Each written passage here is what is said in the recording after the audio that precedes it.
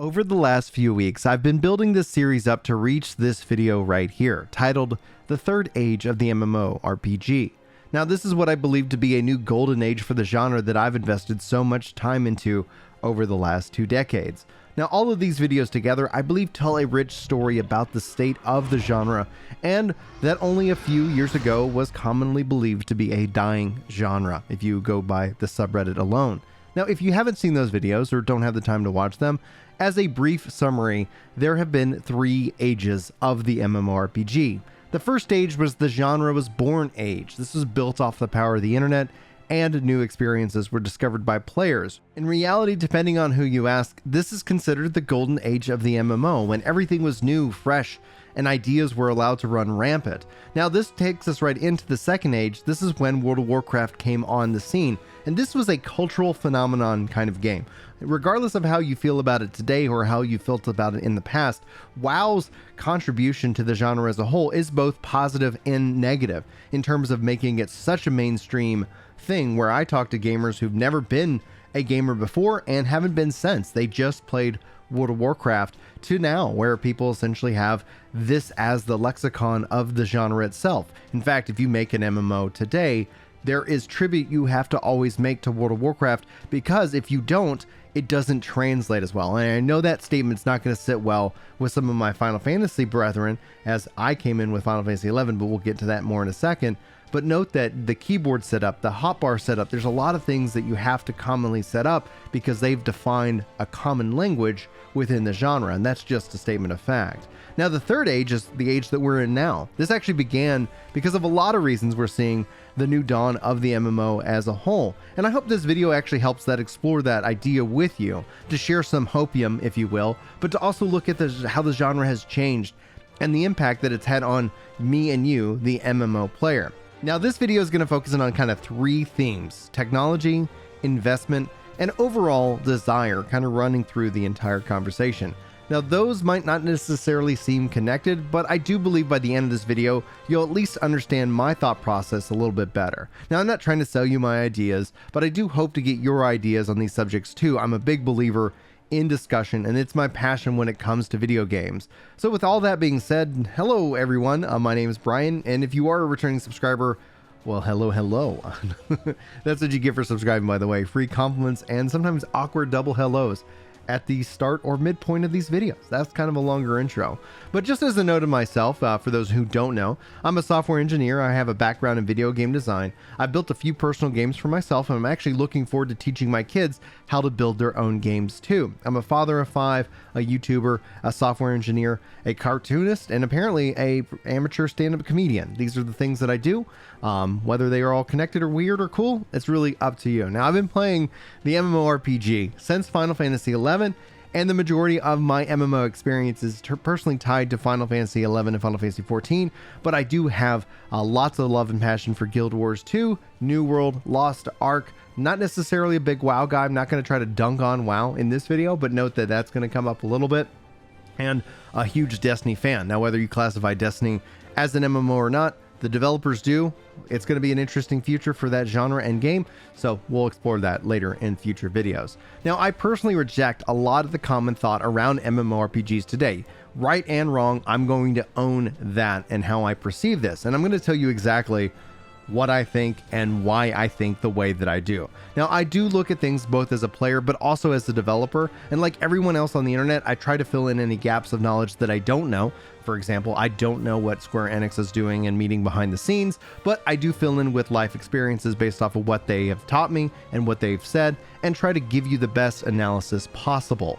However, that is just the way that I look at things, and I usually end up falling outside of that common thought within it, and it tends to rub people the wrong way. It's not my intention to try and be adversarial. I just look at things in a different way, and that's usually what I try to present in these videos. So all of that long intro out of the way, if you're still around here, you are amazing, and I appreciate you giving me the opportunity to talk to you guys about the genre and why I think we're in for a bright future for the MMORPG and so much more.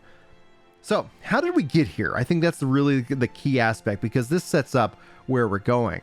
The third age of the MMO really started to take shape with the issues of World of Warcraft with Battle of Azeroth. It was happening before Obviously, Shadowlands didn't help it any more than that, but here we actually get to see the WoW dominance ingrained in people's mind over the last 15 plus years really lose its grip on the genre as a whole. Now, for so long, people have generally thought of the MMORPG as World of Warcraft. In fact, that's exactly what I would always ask people. When you think MMORPG, what do you think of? And the majority of people, if we're playing like Family Feud, would come back and say World of Warcraft is pretty much the one key point for the video games. Now, this is something similar that we saw in the past with things like Nintendo, where when you ask people, oh, do you play Nintendo? Do you play video games? And Nintendo was essentially that kind of core aspect, even though they were only a small part, well, at the time, the massive part, but overall just a part of the industry as a whole. There were other things going on, but it was so ingrained into players that that's exactly what it was. So that's how I see the MMO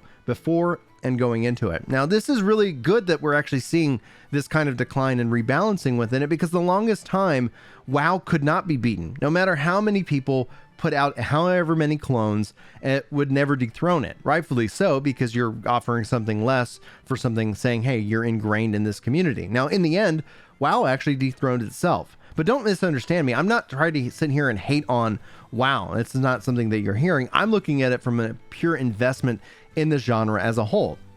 The primary thought from publishers is, why invest in an MMO when it's so much easier to invest in something like a battle royale or some other genre, a mobile game, for example.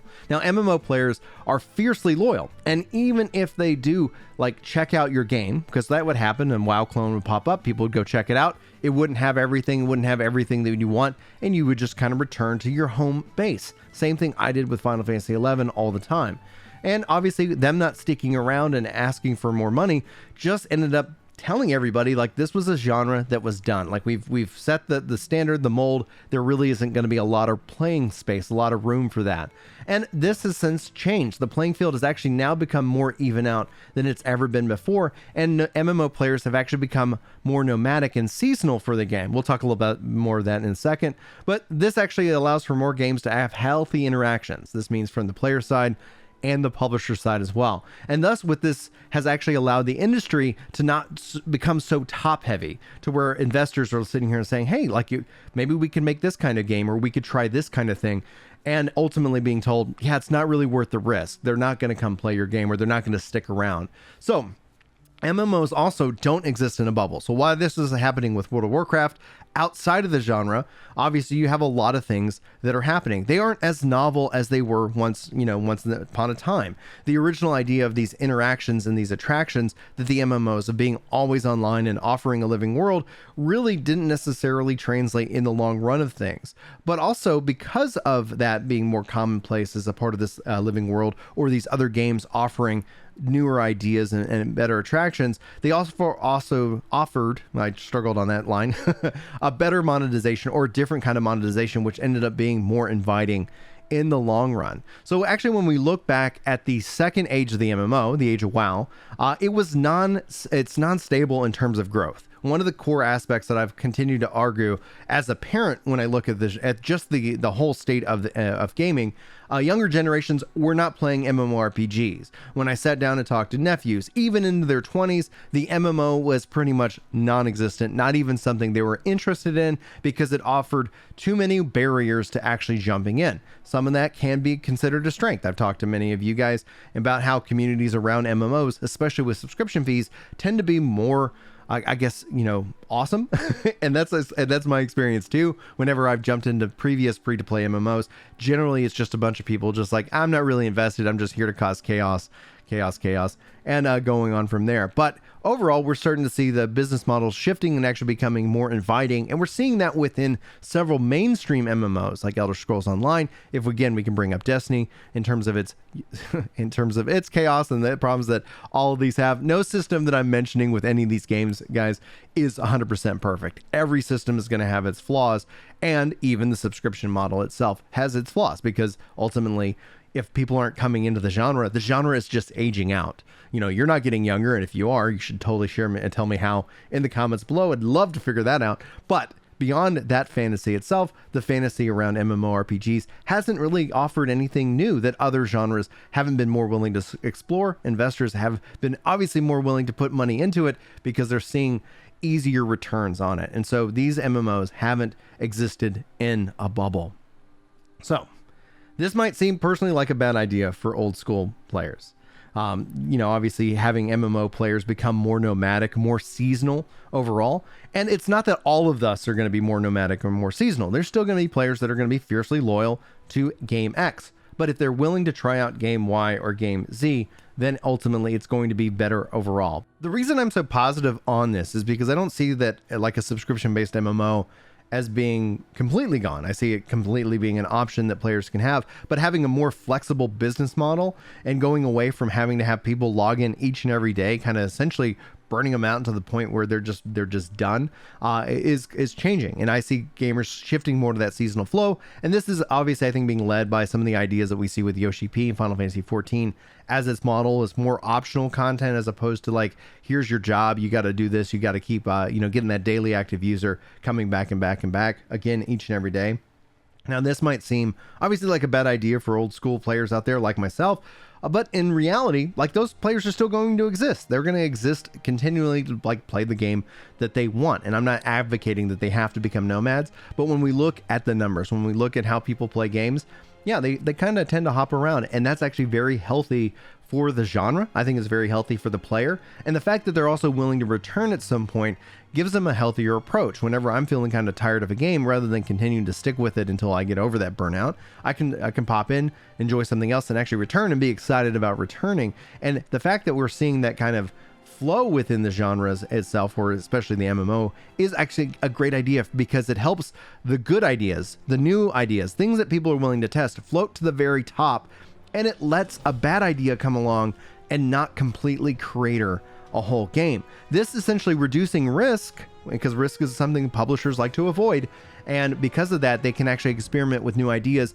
knowing that it can help either breathe in new life, a new perspective of players, but at the same time, it also, like, if you miss, you don't end up like having to just completely suffer for years or have to shut down because of it. That wasn't always the case. And so with the fact that MMOs became so risky, and players were so kind of like stuck where they were, ultimately it just became like, yeah, that's what this genre is. It's not worth it to try and be creative, because it ends up just like hurting us in the end, because it's not going to necessarily be received. And that ultimately led to a lot of the frustration and groaning from players about how the genre really isn't doing anything unique, because the players themselves are also kind of a part of that. It's kind of, a chicken and the egg problem that we've had. But ultimately, we're seeing that with a flexible business model, with seasonal nomad MMO players willing to try out new games, but good ideas can float to the top. And this kind of gets me into the idea of technology. Now, technology over the last 20 years has changed dramatically. And one of the biggest impacts this last 20 years has been that of the cloud. Now, MMOs have always been online, and one of the key aspects to them is with the advancements both in AI and cloud technology. And in fact, companies are actually more willing to invest in this genre again. And so we'll soon be seeing, like, kind of in the next 10 years or so, more experiences that can have only been imagined as a kid. You ever wanted to see 1,000 versus 1,000 player war? What that would be like? And it's actually would be possible with cloud computing. Now, is it fun? We have no idea. Like, it could be just the worst idea ever. However, if somebody's willing to kind of put that time into it, who knows? Maybe it will be fun. Maybe it'll end up becoming something that we've always wanted to see and experience in terms of a video game. But also, we now also shift our advancements into AI. And all of a sudden, something really magical happens when we start bringing in more AI into the MMO. Now, looking back, obviously, a lot of people remember how connected they were to MMOs. And this was due to there not being 1,000 other things that pulled you away. MMO's real competition didn't come from other MMOs. It came more from like social media, acting as that social chat room, thus really keeping you from needing to log in and talk to your friends.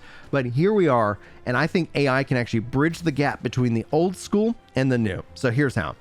MMOs will continue to offer single player experiences. You really can't walk that back.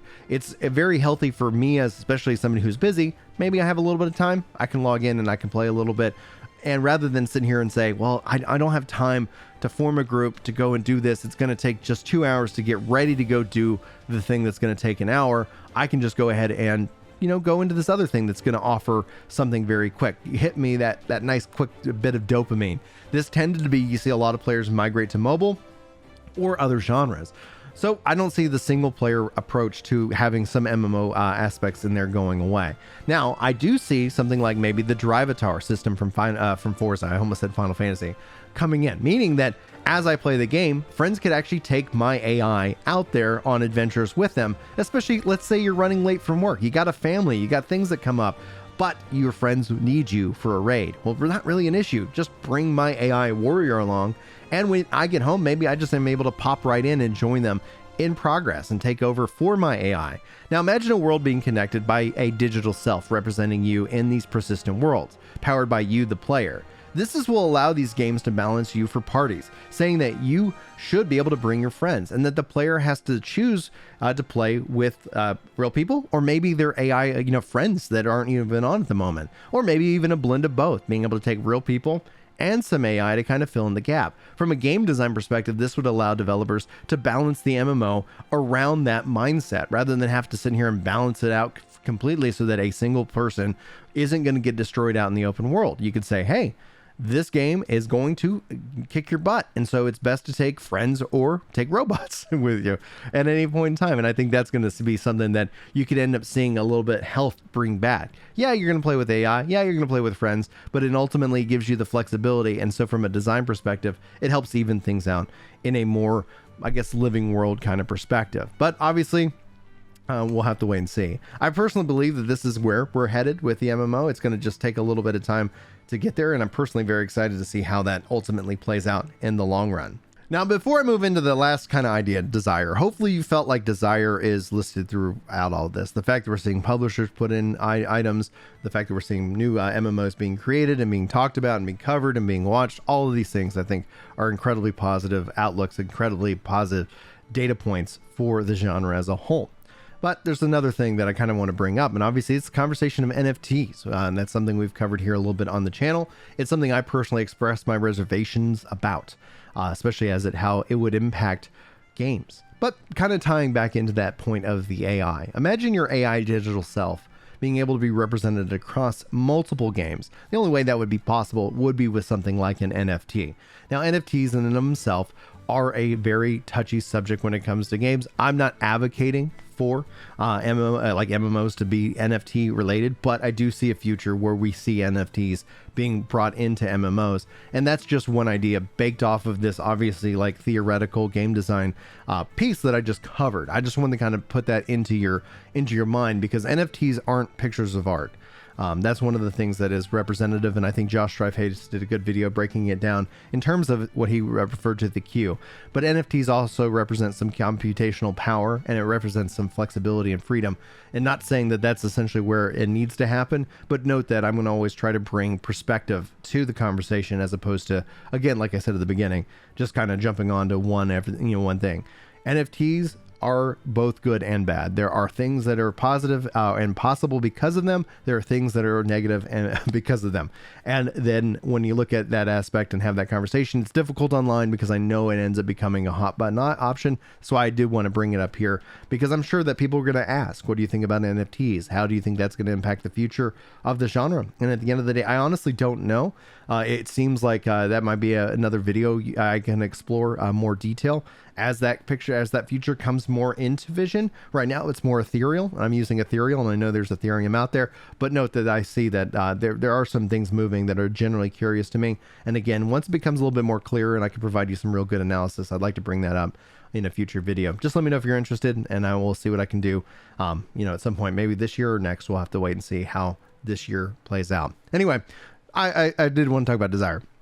I love that we're seeing people actually make MMOs again, but also seeing people more willing to play them and even just watch them. This is kind of a return to what the genre used to be back when pretty much people were playing. There wasn't one dominant king of the hill that was defining the genre for 15 years. Now, in the end, players are going to obviously have your personal preference for a game, your business model, and all those should exist, giving players more freedom of choice when it comes to these games itself. That's why I feel like the future is so bright. I think that's why we are going to have a really exciting time for the genre, because again, if players are willing to try out ideas, if publishers are willing to invest in ideas and risk, then you can start to see things that we've been maybe hungry for and we didn't know we wanted until they finally delivered it. And it isn't so punishing when things happen.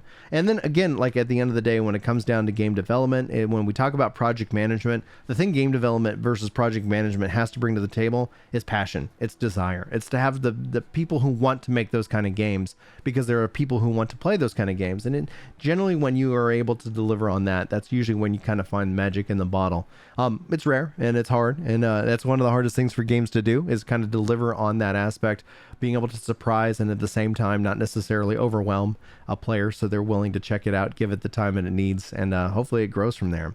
Anyway, I think the future is bright for the genre, and I think the third age has begun. I think this is going to be considered the golden age of the MMORPG, and I don't know what the fourth age will be, but if we ever get there, I would love to follow this video up with the fourth age of the MMO. But anyway, I really hope you guys enjoyed the video. I hope you guys enjoyed the series as it built up on itself. If you have thoughts of your own, you always let me know. You can reach out privately over on Discord or Twitter if you so choose. You can always take breaks from social media. It's very good for your mental health, and I would highly encourage you do that from time to time. Guys, I wish you all the best day possible, and hopefully I'll see you in future videos, but obviously no pressure whatsoever. I thank you so much for your time, your attention, and I wish you all the best. Thank you again for watching. Until next time, take care. Yeah. It's time to chill out on the couch and read some comments. That's right. You know me when it comes to Destiny. I'm off with a clan, and I'm glad you're feeling better. Oh yeah. A little off